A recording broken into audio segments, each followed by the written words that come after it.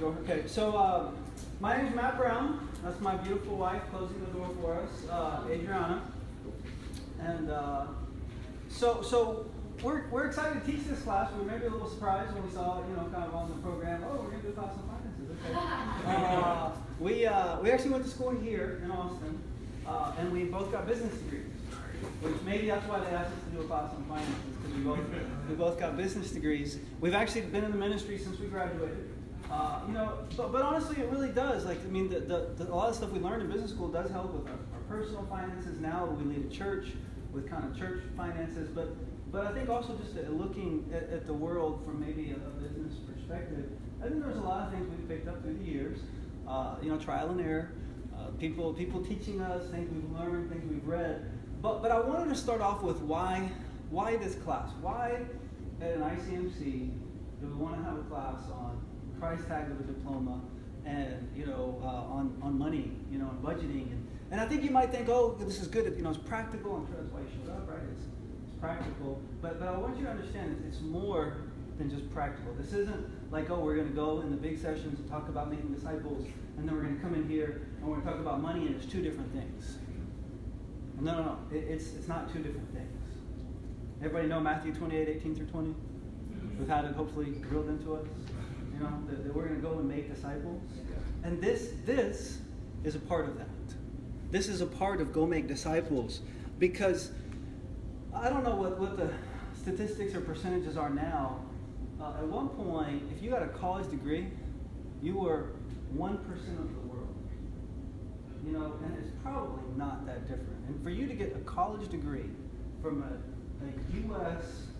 institution of higher learning makes you elite. It really does. It makes you elite. Honestly, just even living in the U.S. and the way we live. You are the elite of the world. And you have been blessed incredibly. Not just materially, but spiritually. The fact that you can be here, and the fact that not only are you getting this incredible world-class education, and not only really we've all grown up with all of our needs being met, right? And I know some people struggle more than others, but the bottom line is, we do well. But then as a young person, God called you to follow Jesus and handed you the truth. And so every single one of us in here is so blessed. We've been given so much. And the reality is, we have a duty. Matthew 28:18-20, Jesus says, go make disciples. And those of us that He's called and He's given so much to, we have a duty. We have an obligation. We have a responsibility that God has given us. And yes, our money is a part of that responsibility. The earning potential we have, the earning power we have, really regardless of what you're going to do, it's our responsibility to be righteous with that. And I want to start off in Luke chapter 12. And show you what Jesus says. And this is a pretty challenging passage. I'm warning you now. This is a pretty challenging passage, especially if you take to heart what I'm telling you, that you are the elite of the world. That you are people who have been blessed, really, in an incredible and ridiculous way. I don't know if you ever think about it, but sometimes I stop and think, what if I had been born 100 years ago, in Nazi Germany as a Jew? How different would my life be? And then you just go through history and think, wow, but I was born in the United States, during this time. Why? Why? And then all the places in the world, God put me in a place where somebody could reach out to me and study the Bible with me and teach me about Jesus. Why? We're so blessed. I hope that every once in a while you stop and think about that. You stop and think about how much you've been given.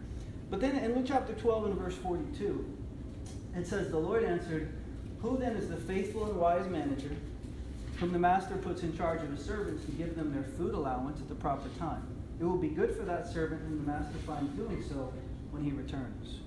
Truly I tell you, he will put him in charge of all his possessions. But suppose the servant says to himself, my master is taking a long time in coming, and he then begins to beat the other servants, both men and women, and to eat and drink and get drunk. The master of that servant will come on a day when he does not expect him, and in an hour he is not aware of. He will cut him to pieces and assign him a place with the unbelievers.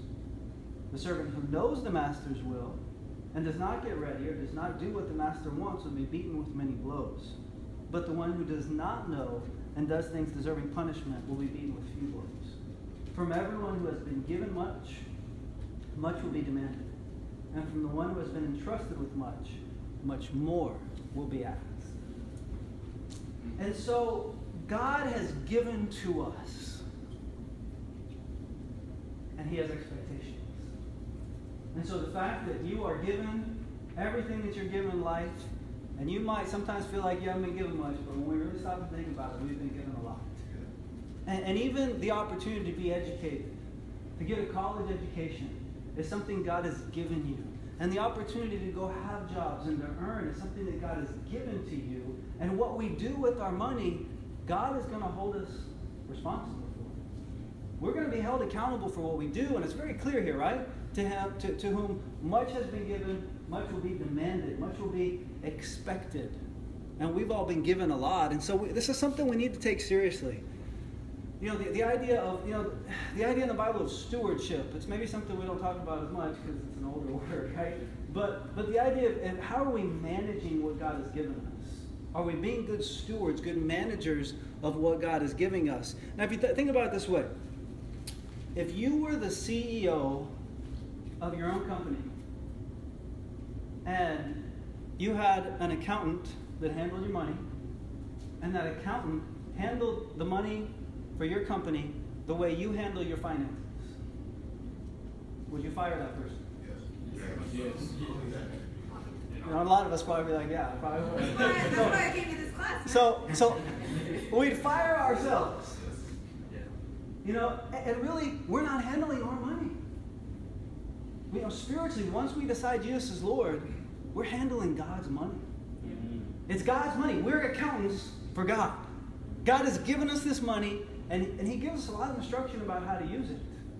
And so this is a spiritual issue where we've got to stop and think about, man, am I looking at this resource that God has given me in a godly way? And maybe, if nothing else, it's got to start with, we can talk about all kinds of practicals, but it's got to start with, do I view this resource that God has given me, the way that God wants me to? Do I view myself as the manager, the steward, the accountant for God of what He's given me, and do I go about trying to use it the way that He wants me to? And we might think, hey, you know what? It's not that big a deal. I mean, I pay my bills. Hopefully I'll pay our bills, right? I mean, I'm not getting evicted. I'm not getting my car repossessed. I mean, I keep up. But the reality is, and it might not be true now, but it will probably be true if you go into the work world, is that many of us make so much money that we can be irresponsible as stewards and still kind of just keep up. But is that what He's asking of us? Is that what He's asking of us if we're really going to put Matthew 28:18-20 into practice? Is He's given us all these resources, and are we thinking, okay, I want to use these resources to help people, to help the world know Jesus? And that's one of the reasons He's called us. Yes, He wants our time, but the Bible is very clear that God also looks at how we manage our money. And so this is something we've got to realize, you know what? I got to pay attention. I got to think about, how am I using what God has given me? How am I being a steward of what God has given me? So we're going to just talk about some basics and some principles that hopefully will help you with kind of good management or stewardship of the money that God has given you.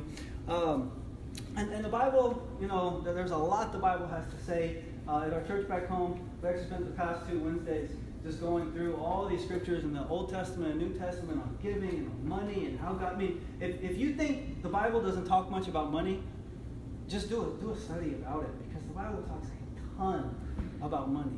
Jesus talks a ton about money. And so it's something that, let's let the Scripture teach us and instruct us. So the first point, the first practical, and it's probably the biggest one, is just live within your means. Live within your means. I mean, if there's any money management principle that we could say is the most important, this is the most important. Live within your means. It might sound obvious, but our society doesn't teach us to do this. Our society teaches us to do actually quite the opposite. So kind of subpoints within this, we're going to talk through a few different subpoints within live within your means. The first one is just learn to live simply. We need to learn to live simply. In 1 Timothy chapter 6, in verse 6. And this is an incredible passage. I really think it's an incredible passage for us as young people, as college students, maybe especially as college students, but I think just in general. This instruction that Paul gives to Timothy to give to us, right? In 1 Timothy chapter 6 and verse 6, it says, "But godliness with contentment is great gain." That's just such an incredible sentence. Godliness with contentment is great gain. Are we content? Are we content just with God? With godliness? He goes on, he says, "For we brought nothing into the world, and we can take nothing out of it. But if we have food and clothing, we will be content with that." People who want to get rich fall into temptation and a trap and into many foolish and harmful desires that plunge men into ruin and destruction. For the love of money is the root of all kinds of evil. Some people eager for money have wandered from the faith and pierced themselves with many griefs. We brought nothing in the world. We're taking nothing out of the world. And yet our society tells us, that all the things that we need to have in order to enjoy life and experience life, when we buy into that sort of consumer mentality and we stop being content just with God and the fact that, hey, I brought nothing in, I'm taking nothing out. As long as I make it to heaven, that's all that matters. And it's one of the battles we face in our society is to learn to just be content with what God has given us. Right. And our society trains us to not be content. And because we're not content, we don't live simply. We very much complicate our lives. And so the question, I think, practically is, how content are you? How content are you with what you have? Do you constantly want the next thing? Is it constantly, man, I want the latest, iPhone. I gotta have the latest, the latest, maybe just even what we wear. I gotta have the latest, Jordans. The newest thing, the newest, whatever it may be. And I think one of the things that's interesting, we'll talk about this a little bit more, is that creeps into the college mentality, where if you look at the history of sort of college in our country, that didn't used to be the case. That people had a different mentality generations before us in terms of how they expected to live as college students. But today, as college students, the expectation is, man, I should have it all now. And I should have the latest stuff now. And we're not content. We feel like we always need more. And Adrianna wanted to come and she wanted to share a little bit about this idea of living simply. So Matt and I have been married for 17 years, and I will confess I am the spender in the relationship, and he is the saver. So he's the one y'all got to ask about the budget and all that stuff. But it's good to know yourself. Like, even, are you a saver or are you a spender? If you're a spender, you gotta work on that and be responsible, because it is God's money.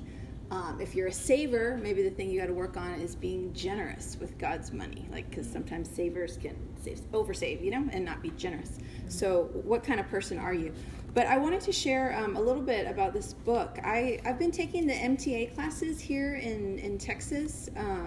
When we graduated in 2000, and we've been in the ministry. We've been with the teens and with the campus, and we've been leading a church now for almost 10 years. 5 hours south of here. And Matt went to, where did you go to school? Lubbock? He went and got a Bible degree, but I didn't get any formal Bible training, so I've been doing the MTA classes, and they've been so good for me. And I wanted to recommend this book. It's called Celebration of Discipline by Richard Foster, and I had to read it the class was called Spiritual Formation, and it's basically how to grow as a disciple. And one of the things that I learned in the class was just, man, for 17 years, I feel like I knew the recipe to grow. It was read my Bible and pray. Read and pray. Read and pray. Read and pray. That's what I thought the spiritual disciplines were. But this guy, man, he's got 12 that it just made me see wow, I need to be more well-rounded in terms of how I grow, because I go back to that formula. Maybe read, pray, and get discipling. That's probably the formula. Read, pray, get discipling. But this guy had I'll just read a few. Meditation, prayer, fasting, study, simplicity, solitude, submission, service, confession, worship, guidance, and celebration. So it's a really great read, and I wanted to share a little bit about simplicity, because I just never thought about it like as a discipline.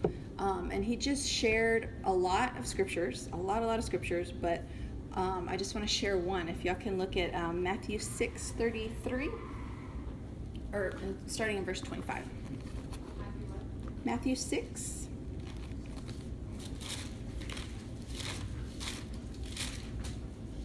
Matthew 6, verse 25.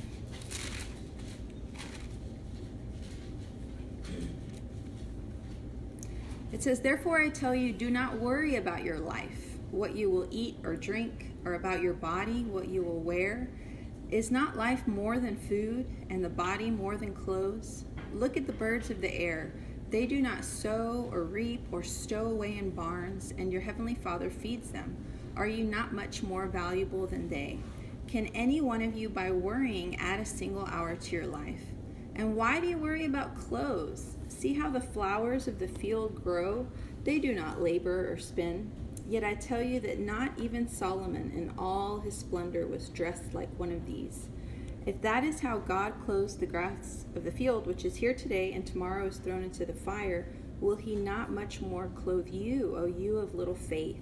So do not worry, saying, what shall we eat, or what shall we drink, or what shall we wear? For the pagans run after all these things, and your heavenly Father knows that you need them. But seek first his kingdom and his righteousness, and all these things will be given to you as well. Therefore do not worry about tomorrow, for tomorrow will worry about itself. Each day has enough trouble of its own." So he uses this scripture as like the outline for the simplicity, and basically he just says, simplify your life so you can focus on the kingdom. And we do run after, gadgets and clothes and food, and we run after all these things. And he just says, simplify, simplify, simplify. And you think about Jesus, who we're following, he's a pretty simple guy. Like he didn't have a lot of stuff, and he did, talk to, the different people, the rich young ruler, like, give it up and come follow me. And so I think sometimes I'm a marketing major. And all the commercials and marketing, they get to me. Like, it looks so good, like the new car and the new iPhone and that cheeseburger and, everything looks so good, but we need to be content, and we don't need to have the latest thing. One of the things that was most impacting to me in the book, he said, stop trying to impress people with your things, be it clothes or technology, gadgets, and impress people with your life. And I thought that was really just impacting, that it's not about our stuff or about what we're wearing or what we look like. It's about our hearts and our lives that can make an impact. So I remember when Matt and I were in the campus ministry here in Austin, this is probably where you guys are at. We didn't have a lot of money, so we didn't spend a lot of money. We looked for the free dates and the free food and the cafeteria food, and we didn't even have cell phones. So that's how old we are.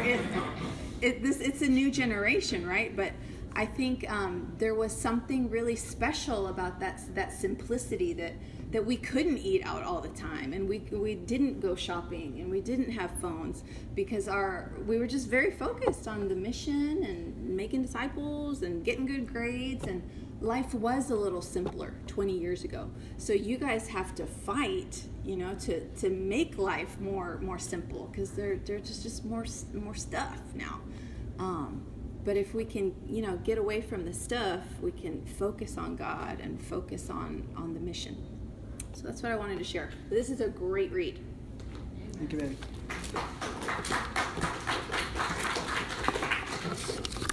Do you want this?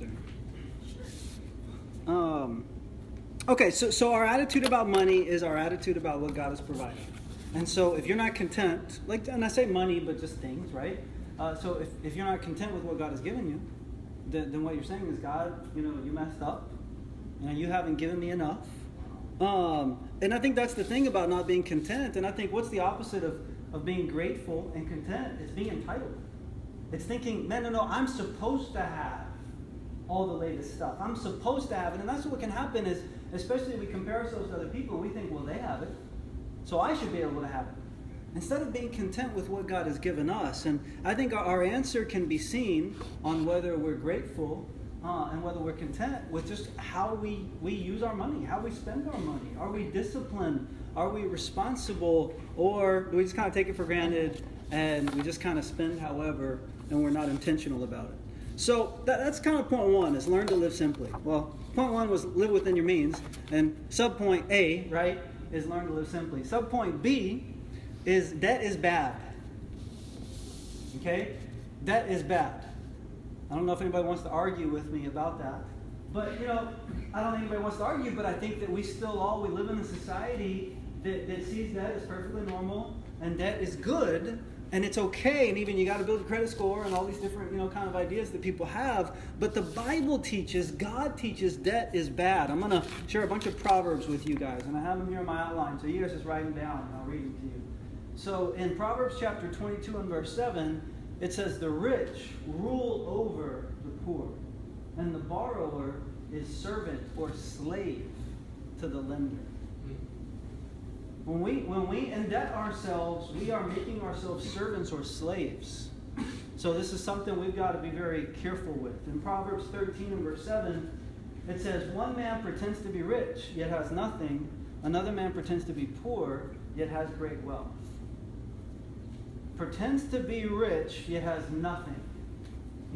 College students generally don't have much. And yet sometimes we want to pretend like we do, right?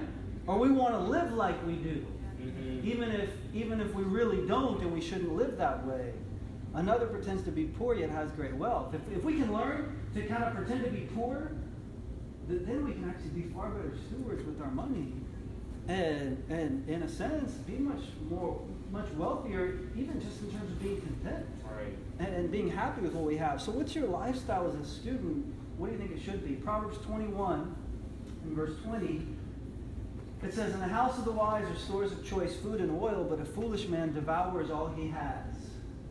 I don't know, this can maybe be like a Campus Brothers household, right? I mean, just devouring it all. You go to the grocery store and it's all gone. But what it says is that the foolish man does that. But the wise man, he stores away. And I think it's a principle on money.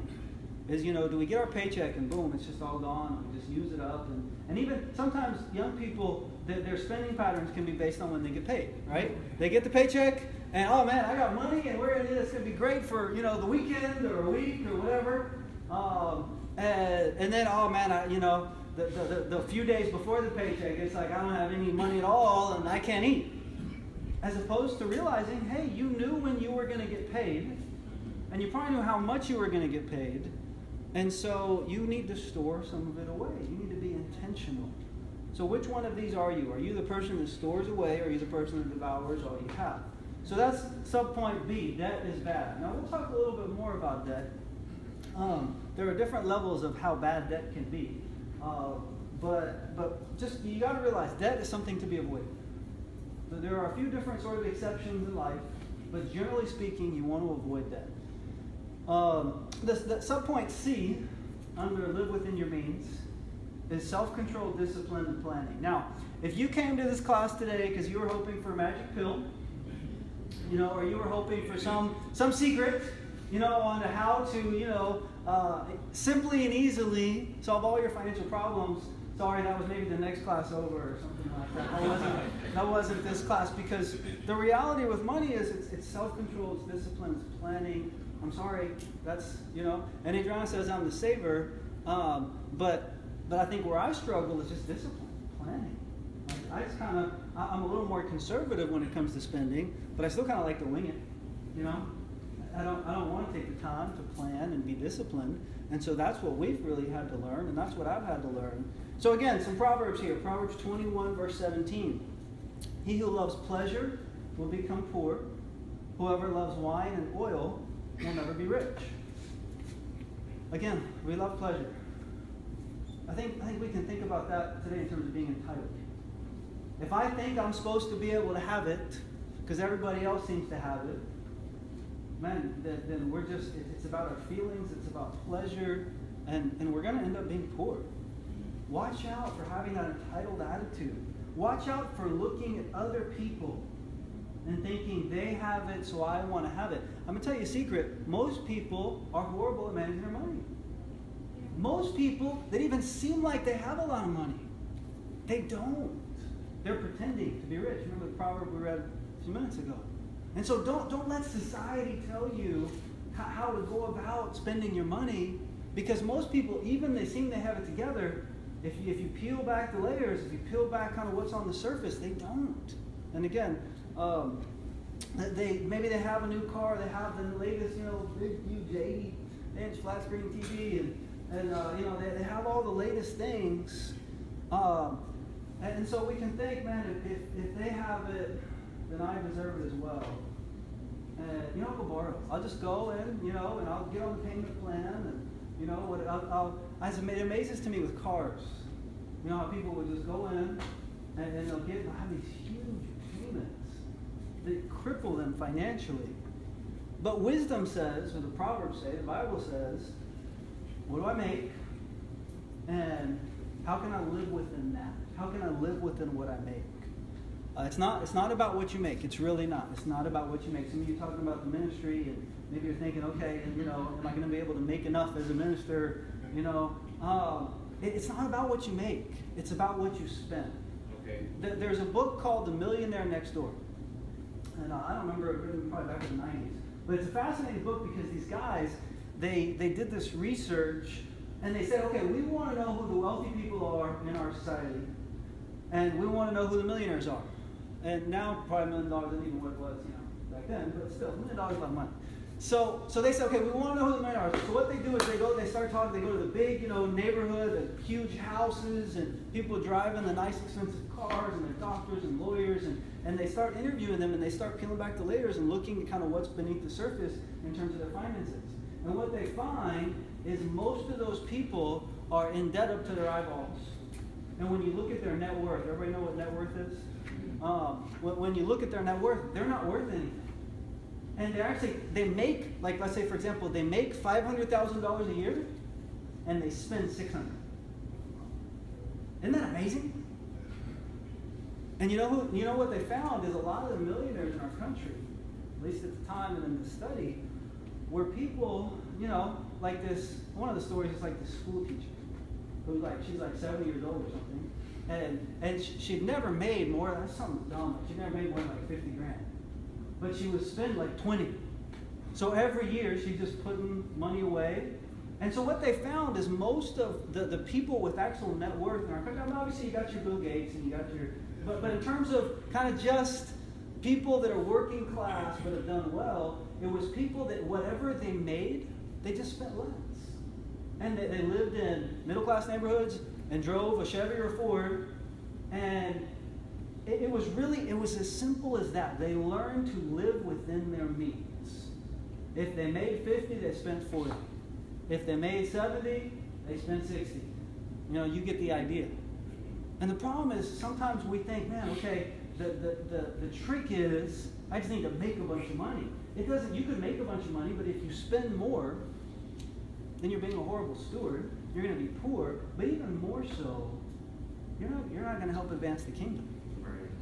And some of you guys need to go and make a lot of money. But let me share a little secret with you. You need to go make a lot of money to help advance God's kingdom. And in that way, you'll save your soul. But there are going to be people who go and they're disciples in college and they're going to make a lot of money and they're going to lose their soul. Because they don't keep the right perspective toward why God has given them that ability. And we have some people in our family of churches that they were converted in college and they've gone on and they've made tons of money and they've given so much of it away to churches, to missions, but we've had a lot more people that's not the case. And so again, it's not about what you make, it's about what you spend, and we've got to learn that, again, self-control, discipline, planning. Next thing with this was self-control, discipline, planning is again avoid debt. I know we talked about that. The debt is bad. But again, just understanding with debt, Proverbs 22, verses 26 and 27. do not be a man who strikes hands in pledge or puts up security for debts. If you lack the means to pay, your very bed will be snatched from under you. Like not getting your car repoed, it's getting your bed repoed. So again, the idea that when we want to kind of get into this habit of buying things through credit and payment plans, it's just the Bible even tells us this is not a good way to go. And this is a huge, huge cultural issue. Our culture tells us just charge it, just put it on a payment plan, credit cards. I don't know how many of you here have credit cards, but I would definitely advise staying away from credit cards. Credit cards sometimes, maybe later in life even, you use them, you pay them off every month, you get the points, frequent flyer miles, whatever. But even that, you got to be super careful. And I know it's one of the things Adrianna and I kind of had to learn is we use credit cards for a while, but it's just so easy to get into a place where you end up not paying it off. So the only way to use credit cards is you pay it off every month. Otherwise, stay away from credit cards. Okay, how do I get out of debt? Let's talk practicals a little bit here. Okay, how do I get out of debt? The first thing is decide to stop getting into debt. Decide to stop borrowing. If you want to get out of debt, you got to decide, I'm going to stop borrowing money. Okay? Number two, you need to write down all your debt. There's this guy, Dave Ramsey, and he's got this plan that's very systematic, and Adrianna and I found it very helpful. We got to a place where, I think we weren't being as disciplined with our money as we needed to be. We had bought a house. I think we had our daughter, and we just got to the place where we had a little bit of debt, and we just weren't able to kind of catch up. And some friends of ours lent us this book by this guy, Dave Ramsey, called The Total Money Makeover, and we just kind of went through that. Now that's just one plan and one approach, but all approaches are going to be, you got to stop getting in debt, you got to stop getting into more debt, and you got to write down your debt, and you got to get a plan to pay off that debt. And he's got a very specific plan where what you do is you list your debts from smallest to largest, and you pay off the smallest debt first, and then you take what you were paying that once it's paid off, and what he calls you snowball it into the next largest debt, and then you just keep paying off, all your debts little by little that way. But the key to the whole plan, again, is what we talked about at the beginning: self-control, discipline, planning. The key to the whole plan is you got to manage your money, and so that's the next thing is so one, decide to stop borrowing. 2, write down all your debt. 3, get a plan paid off. 4, make a budget, and this is the most important thing. Make a budget. How many of you know how to make a budget? Does everybody know how to make a budget? Okay. How many of you have a written budget? Okay. How many of you have a written budget that you actually live by? And so all those things are good, right? A lot of people have budgets they don't live by. Some people, they don't have a budget. They just go spend whatever. And so, it's one thing as a college student, but absolutely when you graduate and start earning. But even if you have any kind of an income at all, you need a budget. If you have any money you're going to spend at all, you need a budget. So how does a budget work? Not everybody raise their hand in terms of knowing how to make a budget. You have people in your ministries that can sit down with you and help really walk you through detail, kind of by detail. But the simple concept, right, is you write up at the top of the page your income, okay, what you expect to come in. And usually most people will make budgets on a monthly basis because, you pay your rent once a month. There's a lot of things you pay once a month. So let's say you think about, I get paid on the 1st and 15th, and so I'm going to put up at the top what most people will do is my net income. And there's different ways you can do this. Everybody know what net income is? So gross income is your income before taxes, and your net income is your income after taxes. But as a disciple, the way I do it, the way most disciples do it is maybe they'll put up at the top of the page their gross income, including taxes, and then we'll take out our offering, because that goes to God, and that's the first thing, right? So I'm going to take out what I'm going to give to God from my gross. Like, if you say I'm going to give a tithe or 10%, I'm going to say, okay, I'm going to put up at the top of the page what I make, and I'm going to say my 10%, and then what comes out for taxes, and then I have my net income after that. And then I'm going to go through, and I'm going to just go down the list of what my expenses are, okay? I have, let's say, for example, my rent, my car payment, my car insurance, gas, food, electricity, and you go through and you just list all your different bills, and then you have some things that are fixed and some things that aren't fixed, but you have to figure it out. You have to figure out, how much money do I normally spend in gas each month? How much money do I normally spend in food each month? And what you ideally want to do is, on some of those things, you decide, like, okay, I'm going to spend this much money on food each month. And that means, right, that it's not just whatever, hey, everybody's going out and let's go, you know. Oh, I see stuff at the store and I can throw whatever I want into the cart. But as you start to live on a budget. And so this guy, Dave Ramsey, his plan is anything that's like that, like groceries, things that aren't something maybe where you send in a payment, is you're on a cash system. So at the beginning of the month, if you have $200 a month set aside for groceries, you get $200 out, you put it in an envelope, and that's how much money you have for the month. And if it runs out, it runs out. You don't go get more. So that's kind of the idea. Again, you can sit down with people and people would be happy to help you. You have people in your churches that are really good at this. And they actually will be excited to help you. You go find those people and you have them help you. But you decide to come to this class. So one of the things I'm asking you to do is go make a budget. Go have a written budget. Again, one of Ramsey's lines that I like is he says, you have to tell your money where to go. Like, you have to put it in these different categories. You have to tell your money where to go, or it just leaves. Because that's what happens with a lot of people. They don't know where their money goes. Oh, I make all this money. I don't know what I do with it. And the thing is, right now, I'll bet none of y'all make much money. I mean, you're all college students, I'm assuming, right? But what you'll find is the patterns that you're establishing now is going to be the same thing. And so you might think, man, it's going to be so different when I'm making $50 grand a year. But if you don't learn it now or learn those habits, it's going to be the same thing. You're going to be like, man, I make $50 grand a year. I don't know what I'm doing with it. But at the end of the month, it's gone. You know? And I'm assuming, the laughs are because you probably experienced it and lived it, right? He's not thinking, oh, no, there's no way. No, because that's exactly what happens. And people that make 80, it's the same thing. And people that make 100, it's the same thing. If they don't know where their money is going, if they're not telling it where to go, it just leaves. It's just gone. And they don't know what they're doing with it. One of the things, going back to that book, Millionaire Next Door, one of the things they found in our society that people waste so much money on is cars. And the way we go about cars in our country is such a waste. Just, one of the things you can do if you want to get ahead a little bit, everybody that's driving all the new cars, they're flushing money down the toilet. And if you will have a different approach to cars, honestly, over the course of your life, it can make a big difference. So again, most Americans, they switch cars every 3 years. And people want to drive late model cars.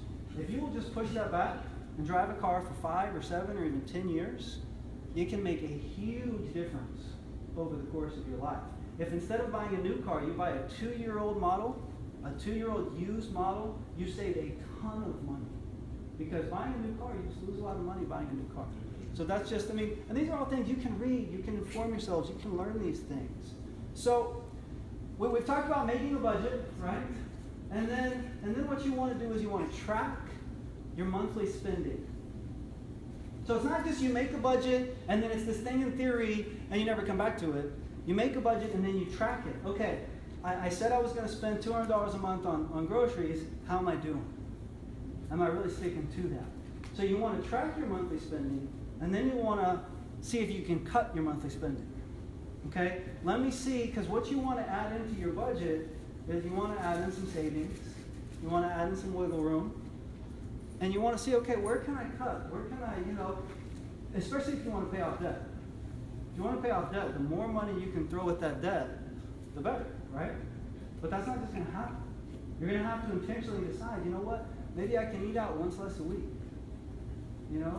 Maybe when I do eat out, it's the dollar menu. That was me in college, it's just the dollar menu, it was like a burger and a water, and not that that's healthy, it's probably not good advice, but that's probably a different class. It's probably a nutrition class somewhere.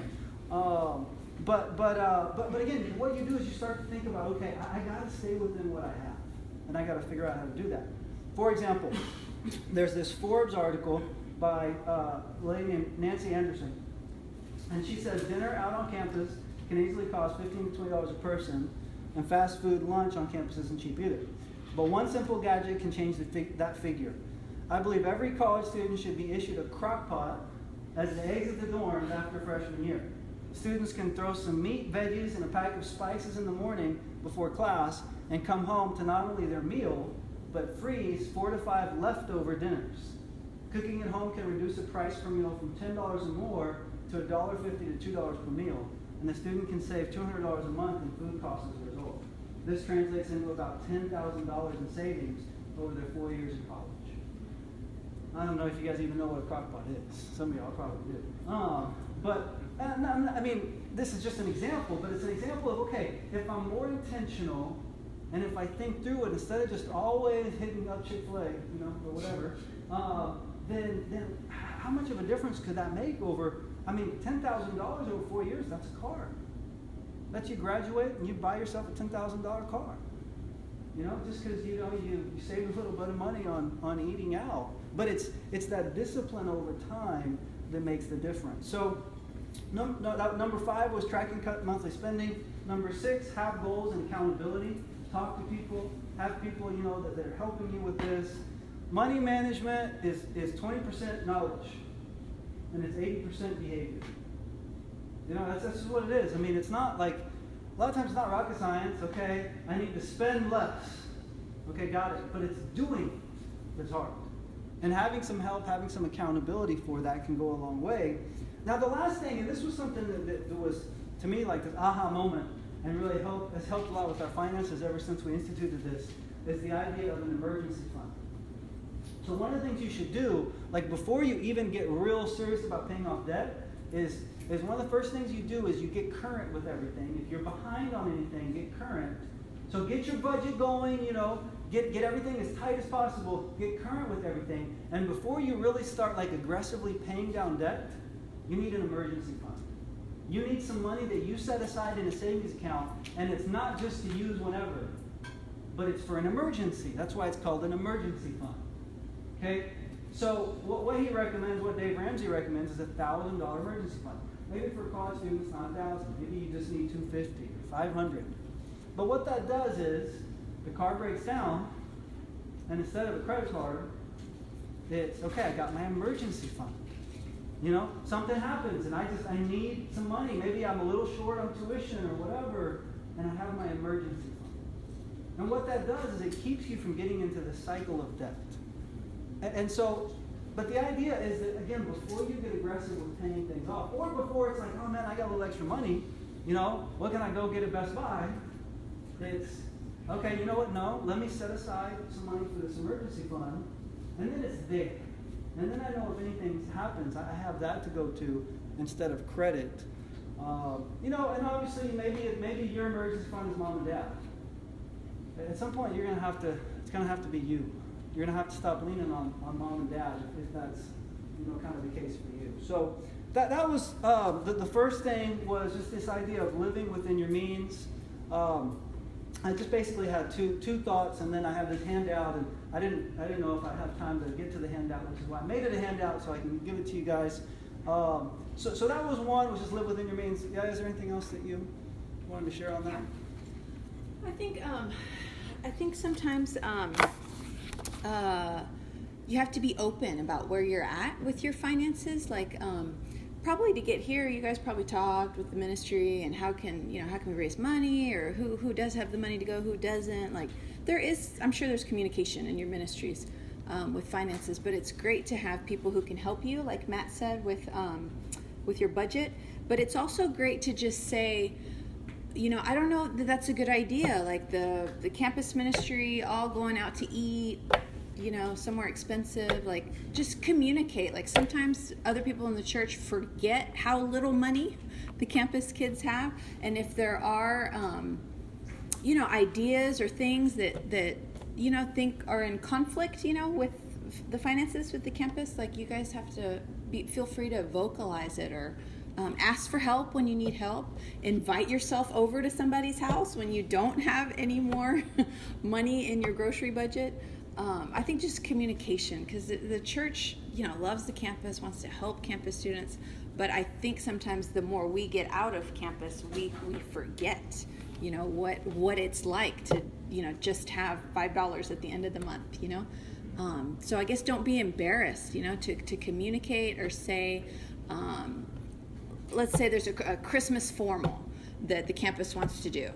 But that means, okay, we're going to have a Santa exchange. We're going to have to bring food. The girls are going to be thinking what dress they need to buy. Like, maybe that's not good right now if everybody's tight, I guess don't be afraid to communicate those things and work with the other people in the church and the plans and stuff, that they, that the church plans aren't hindering your budget. Does that make sense? Don't be afraid to communicate. Cool. So number one, live within your means. I mean, if you can learn to do that, then hey, we've accomplished something here. And that's got to be our goal. Number two, live God's way. So second point, just live God's way. So it's live within your means, but live God's way. We're really good at rationalizing. We're really good at rationalizing. We're really good at telling ourselves why we need something or why it's okay to do this. Sometimes we don't think about, am I doing this God's way? We just think about, I'm doing it my way, and I think it makes sense to me, and it'll save me some money. Maybe if on my taxes I'm not exactly honest, I'll get a little more, back in my return. Maybe on my FAFSA, right? Maybe if I'm not totally, maybe if I don't put everything on there that my parents make or that I make, I'll get a little bit more financial aid. And you might think, well, it'll help me and then I can get more to the church. No, do it God's way. Live God's way. Don't do it your way. What about my grades?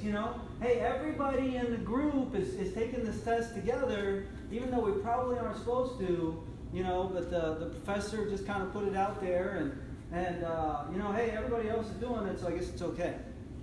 All right? Do it God's way. Don't cut corners. The media.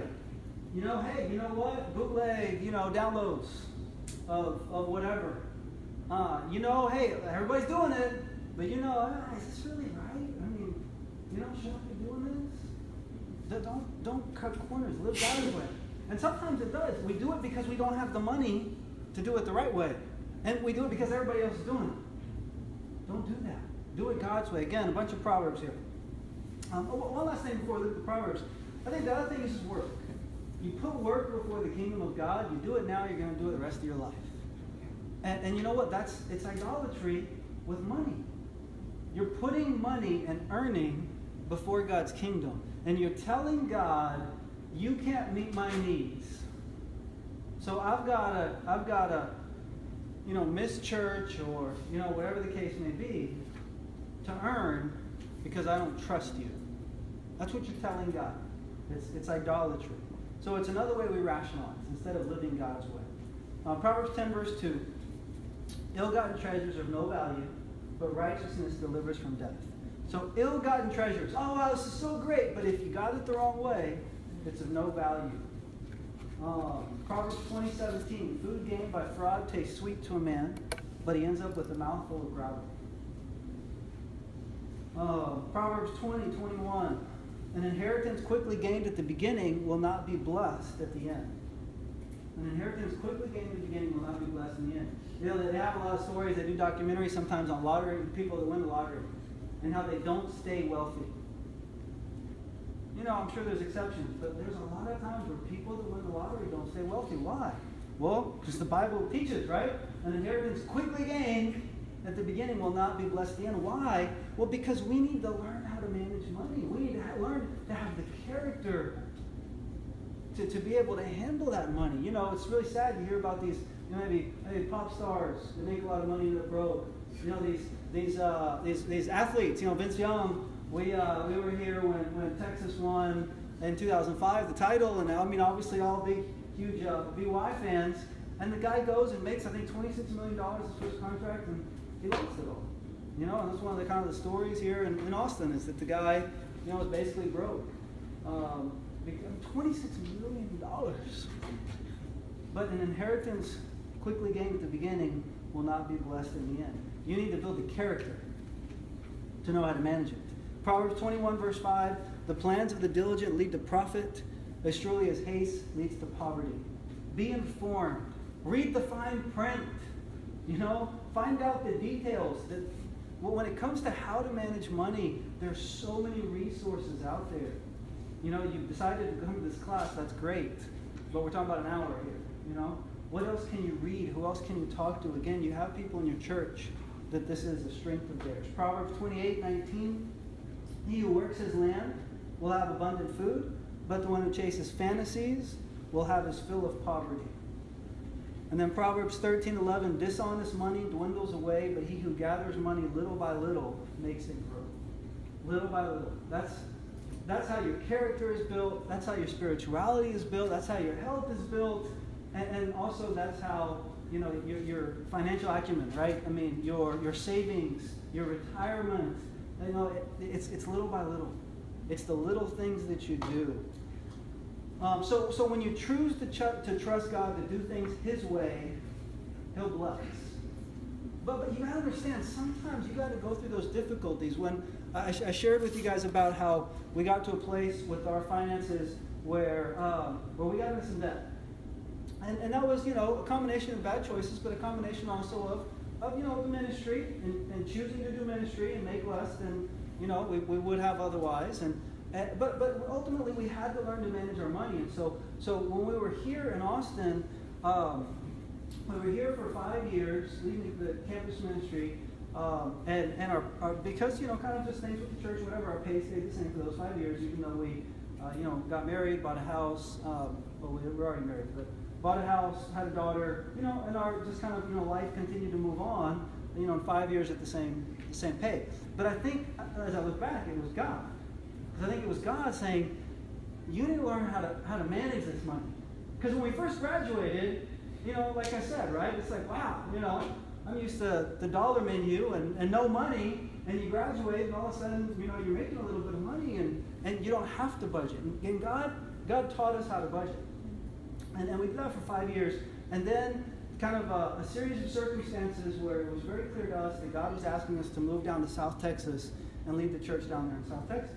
And over the few years right before that, we really kind of buckled down on our finances, and we started working on really paying off our debt. We'd actually gotten all our credit card debt paid off. And we were, you know, ready to move down to South Texas, but we had bought this house in South Austin. And we lived in that house for 4 years. And for 3.5 years, like, the house stayed worth the same amount of money. Like, it hadn't appreciated at all. And we went through this whole process of praying, and God made it clear He wanted us to move down to South Texas. And in the 6 months before we moved, our neighborhood in Austin, for whatever reason, became kind of a hot spot. And our house appreciated in those 6 months like 40 grand. And so when we sold our house, we put our house on the market, and we got 2 offers the first day. And actually the offers were over asking price. And so what we were able to do is we were able to sell our house, move down to South Texas, and we were able to pay off all our debt. We were able to pay off like all my student loans. Like I worked my way and paid my way through school. So we were able to pay off all of our student debt and pay off the car because it's something God had done. But before He gave us the money, He taught us how to budget. You know, He taught us how to handle that money, how to manage that money. But I think a big part of it, though, was to say, God, we're going to do it your way. We're going to trust you. We're going to serve the church. We're going to move if it's what you want us to do. But see, God let us go through those 5 years of having to kind of wrestle with, you know, figuring out how this is supposed to work. But you've got to be willing to do it God's way. You've got to be willing to live God's way.